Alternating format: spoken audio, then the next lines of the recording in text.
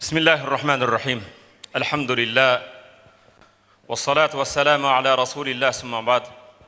Esselamu aleyküm ve rahmetullahi ve berekatuhu. Peygamberimiz sallallahu aleyhi ve sellem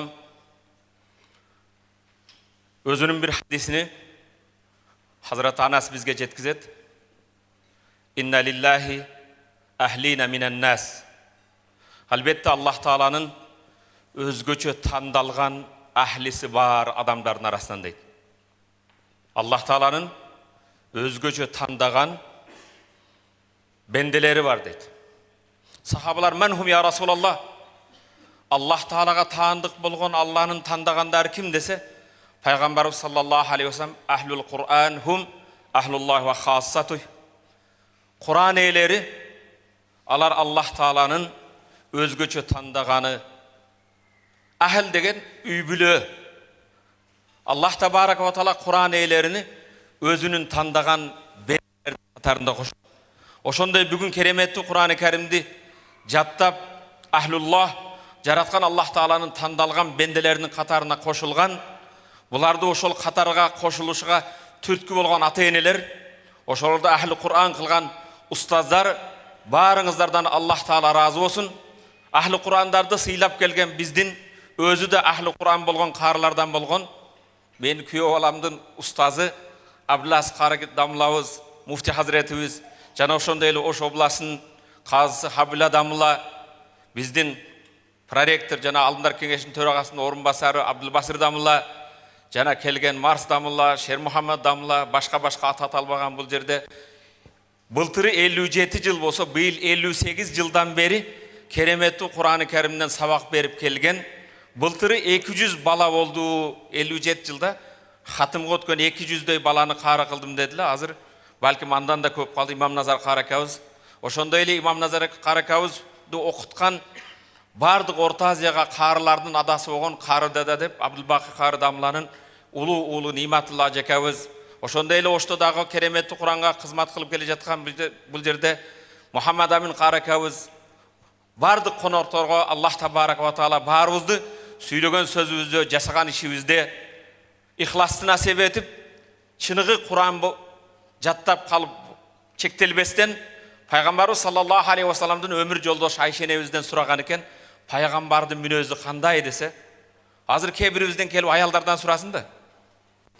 Дамыланы үйдөгү мамилеси кандай, устаздын характери кандай десе, аялдарыбыз эмне деп жооп берет. Пайгамбар саллаллаху алейхи ва салламды Айша энебизден сураганда хулукухул Кур'ан, пайгамбардын мүнөзү Кур'ан дейтилер. Кур'андын буйругун аткарат. Кур'ан тыйылган нерседен тыйылат. Урматтуу мусулман бир туугандарын, Абу Мансур Ал-Хайят деген алым өткөн. Ислам тарихында Абу Мансур Ал-Хайят. Бул киши биринчи фиq илимини баштаган экен. Фиq шар'ий маселелер. Даратта 4 фарзы бар. Кандай жубуш керек, кандай даралыкка сүннөттөрү кандай. Бул киши Куранга кирип калганда ушундай дейт: Qil va qal. Qalu qulna. Qila алар мындай дешти. Qala алар мындай деди. Qulna biz мындай дедик. Qalu алар мындай деди. Fama raja'u ila qawlina wa ma raja'na ila qawlihim. Алар өздөрүнүн сөзүнөн биздин сөзгө кайткан жок. Biz de алардын сөзүнө кайткан жокпуз. Фиq маселеси ушундай өзү. Кудайыма шүгүр, бүгүн Кыргызстанда канча карылар бар дегенде кээде муфтият, казыяттын адамдары биз санын билбейбиз. Эмне үчүн? Күнлерге окшогон карылардын санына карылар кошулуп жатат. Бул көп шүгүр кылыш керек. Аллах ла ин шакартум ла азиданнакум ва ла ин кафартум инна азаби лашадид. Эгер шүгүр кылсаңар, аны зияда кылып берем дейт. Азыр мен жогоруда айтылган Абу Мансур Ал-Хайят, иншалла силердин араңардан ошондой инсандар чыгат. Абу Мансур Ал-Хайят каза болгондон кийин шагирттерин бирөөсү түшүндүкөр, устазым, Аллах Таала сизге кандай мамиле кылды десе, Аллах мени өз рахматы менен кабыл алды, күнөөлөрүмдү кечирди. Аллах рахмат назары менен, рахматы менен кабыл алды дегенде, кайсы амалыңызга деп. Кайсы амал деп ойлойсуңар? Жаш балдарга Фатиха сүрөсүнү жаттатканымдын берекеси менен дептир. Бир Фатиха сүрөсүнү жаш балдарга Фатиханы үйрөткөнүм, жаттатканым үчүн дептир. Иншалла ошо Абу Мансурул Хаят сыяктуу бул жерде биздин Кыргызстан Ислам университетиге караштуу Оштогу Курон коллежибизде иштеп жаткан Мухаммад каарыбызга, ошондой эле Идрис каарыбызга, Зулфукар каарыбызга, жана кийинчерээк бүтүп келген бүгүн Дияр каарыбызга, силерге кызмат кылып жаткан тарбиячы устаздарга да Аллах табарак ва таала ошондой рахматы менен кабыл алган бенделерден болсун. Ал эми могул жерде кары балдардын тоюна келген ата-энелер башыңарга Аллах таала кийгизе турган тажыңар кут болсун. Кээде үйлөнүү үлпөт тоюнда башкаларды өткөдө өзгөчө бир башкача маанайда болот. Чыныгы майрам ушул майрам. Жараткан Аллах табарак ва таала бул жигиттерди миллиарддаган жер бетинде бүгүн 7 миллиард адам болсо, ошолордун ичинен Аллах табарак ва таала мусулман кылып тандады. Мусулман кылып Мухаммад алейхиссаламга үммет кылды. Үмметтин арасынан салих бенделер кылды. Салих бенделердин арасынан өзүнүн кереметтүү Кур'ан-ы Каримни жаттаган ахлуллах ва хассату Аллах тааланын өзгөчө тандалган каарыларды бул өтө чоң нимат. Буга канча шүгүр кылсаңыз. Кээде мындай тойлордо кудайга чыгарып, болбогон баягы тойдо ташылып жүргөн сарпайларды кийгизет. Кыямат күнүндө Аллах табарак ва таала периштелер паланчынын атасы, атын ким? Абдул Хафиздин атасы чыксын, Абдул Хафиздин энеси чыксын дейт. Сен Бекзаттын ата энеси чыксын дейт. Кыяматта калай калктын арасында. Чыккандан кийин бейиштин сарпайын кийгизгенден кийин ата эне таң калып, "Лимаза кузина хаза?" Буну эмне үчүн бизге кийгизди дейт экен. "Ли ахзи валадакумул Кур'ан." Балаңар Кур'ан үчүн дейт. Бирок силерге айтарым, кереметтүү Кур'анды ихлас менен калыс Алланын ыраазылыгы үчүн окубасаңар, окуган Кур'ан силердин сооп таразаңарга жазылбайт. Тилекке каршы кээде Кур'анды жаттап алып, кээ бирлер муну кесип катары дем салуучу болуп алышы мүмкүн. Жин чыгарам, башка кылам, жок. Кереметтүү Кур'ан Аллах табарак ва тааланын шариаты бул. Кереметтүү Кур'анды ихлас менен, Алланын аманатыны башкага жеткизүү, Кур'анга амал кылуу менен адеп ахлакыңар Кур'ан болсун деген үмүттөмүн. Ата-энелер силерге ушундай кыяматта калай калктын арасында чыгарып тач кийгизе турган балдарыңар, неберелериңер кут болсун. Мен жогоруда айттым, биз мындай ийгиликке эч качан жетпейт элек.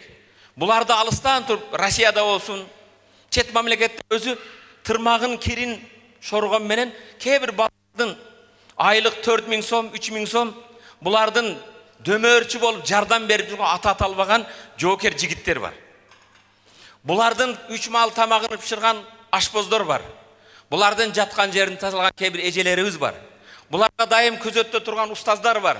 Алардын башташыр алдамла жараткан Аллах табарак ошо кереметтүү Кур'ан борборубузга кызмат кылган, салымын кошкон бардык инсандарга Аллах табарак ва таала алардын да урпактарынан ушундай каарлар чыгышын насип этсин. Ошондой эле моментте Кур'анды борборубузда 2-3 жылдан бери калай калкка жеткизип жаткан мына тез кабарда өзүбүз Атакул жана башка жигиттерибиз, Азаматка окшогон жигиттер. Албетте Аллах табарак ва силердин да балдарыңардан, урпактарыңардан ошондой Кур'анды жаттаган, адеп ахлакы Кур'ан болгон, Аллах таала өзгөчө тандаган балдар, урпактар чыгышын Аллах таала насип кылган болсун. Урматтуу бий туугандарым, жараткан Аллах тааладан жалбарып суранарым, бүгүн ушул Кур'ан борборубузга ар түрдүү сөзү менен, кол коюусу менен, жок дегенде балли деп жакшы сөзү менен алкыш айткан, жана кээ бирлер бир тыйын тыпыры менен ушул устаздардын айлыгына жардам берип жаткан баса белгилейин. Бүгүн биздин Кур'ан курсубуз чет мамлекеттен, Түркиядан, же Пакистандан, же Арабстандан бирөө бир тыйын берген эмес бизге. Балким ушул Арабстандан алып келген устаздардын да айлыгын ушу бизи жергиликтүү бир туугандарыбыз менен кээде эчки эже текени жезде деп барып бирөөлөрдөн суранып ушундай ишти жүргүзүп атабыз. Кудайым буйрса иншалла Аллах табарак ва таала ушу Кур'андын берекеси менен биздин мамлекетибизге береке берсин, тынчтык берсин. Мен көпүнчө мындай сыймыктанам, шүгүр кылуу максатында. Зикру ни'мати шукриха дейт. Бир Алланын берген ниматыны зикир кылып айтуу, бул шүгүр кылуу дейт. Мен 23-24 жылдан бери жума баян кылам. Мешіттерде минбарга чыгып хутба кылам. Моңдой мамлекеттик жерлерде, жеке менчик жерлерде шариат айтам. Кыргызстан мекенимде Кудайыма шүгүр, алхамдулилла, бирөө келип устаз моуну айтпаңыз, устаз мындай деп айтыңыз, могу сөздү экинчи айтпаңыз деп СМВдан, МВДдан же болбосо президенттик аппараттан же өкмөттөн бирөө келип мага бир сөзүмө каршы чыгып муну айтпа деген жок. Буну эмне үчүн айтып атам? Кудайыма шүгүр, ошо бизде тынчтык болгон үчүн, дин эркиндиги болгон үчүн Кудайыма шүгүр чар тарабыбыз кыбла болуп, ошол эле кезде биз дагы урматтуу бир туугандарым, ошондой эркиндикти көздүн карегидей сактап, жумурткадан кыр издебестен Кудайыма көп шүгүр кылып, элибизге, жерибизге кызмат кылууду Аллах табарак ва таала насип этсин. Албетте илимдүүлөр пайгамбар алейхисаламдын мураскору дейт. Булар Кудайым буйрса бүгүн пайгамбардын эң улуу мурасы болгон кереметтүү Кур'аны Каримди мурас кылып алып атат. Сөзүмдүн акырында жөнөкөй бир аятка токтолом. Урматтуу бир туугандарым. Wa in kuntum fi raybin mimma nazzalna ala abdina fa'tu bi suratin min mislihi aw wad'u shuhadakum min dunillahi in kuntum sadiqin. Sadaqallahu azim. Wa in kuntum fi raybin mimma nazzalna ala abdina. O dinsizler, o Kudaysızlar, o ateistler, bendemiz Muhammed Aleyhisselam düşürgen Kur'an'da dagı ele şeklene turgan bolsoңор, bul Allah Taala'dan kelgen kitap ekenine gümön kılıp şegiңер bolsa, vad'u shuhadakum min dunillah. Allah'dan boşka bolgon işengen bardı güvölörüңөрдү, işengen çeçeniңерди, жазуучуларыңарды, кыйындарdı çakırgıla. Bir Kur'an'dagı bir süre жазып көргүлөчү dedi. Vad'u shuhadakum min dunillah. Hiç kim keremetli Kur'an'dagıday bir sürede жаза албайт. Эмне үчүн? Меккедеги арабтар өзгө сөзгө чечен болгон. Өзүнчө алар акындар болгон. Ошолорго Аллах Таала хитап кылып айтат: "Эгер биз Аллах Таала бендебиз Мухаммадка түшүргөн Кур'анга дагы эле шектенсеңер, Алладан башка ишенген адамыңар жийип келип, Кур'андагы bir сүрө келтиргичи жасагылачы, жазгылачы дейт. Бирок колуңардан келбейт. Айтайын дегенім, Құран-ы Кәрімде ең қысқа сүре Каусар сүресі. Қай сүре екен? Каусар. Болған 3 аяттан тұрады. Қанша? 3 аяттан тұрған Каусар. 10 сөзден тұрады. 10 сөзден тұрған бір сөйлем. Инна а'тайнака ал-каусара фасалли ли раббика ванхар инна шаниака хувал абтар. Ей Мухаммад, инна а'тайнака ал-каусар. Біз саған Каусарды бердік. Ошо Каусарды берген Раббың үчүн фасалли ли раббика. Раббың үчүн намаз оку. Курман айт кече окудук. Ванхар, курман айттан кийин барып курмандыгыңды сойгун. Инна шаниака хувал абтар. Албетте сенин душманыңдын арты кесилген. Пайгамбар алейхисаламды кээде мушриктер Мухаммадтын эркек баласы жок. Эрте өткөндөн кийин аты өчүп калат. Арты кесилип калат деп пайгамбарды шылдыңда пайгамбарга оор келбейт эле.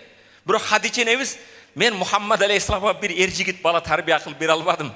Мухаммад алейхисалам артынан атын көтөргөн жакшы бала калба бере албадым дегенде кысылганда Аллах Таала ушул сүрөнү түшүрүп инна шаниака хувал абтар. Ey Мухаммад, сен кайгырба. Сенин душмандарың арты кесилет. Бүгүн биз ла илаха иллаллах Мухаммад Расулуллах. Ашхаду ан ла илаха иллаллах ва ашхаду анна Мухаммад Расулуллах. Аллах Таала, ey Мухаммад, менин кайсы жерде атым аталса, сенин атың менен коша аталат дейт. Ат-тахиятта болсун, азанда болсун, такбирде болсун, ушул пайгамбардын атысыз болбойт. Пайгамбардын аты кесилген жок.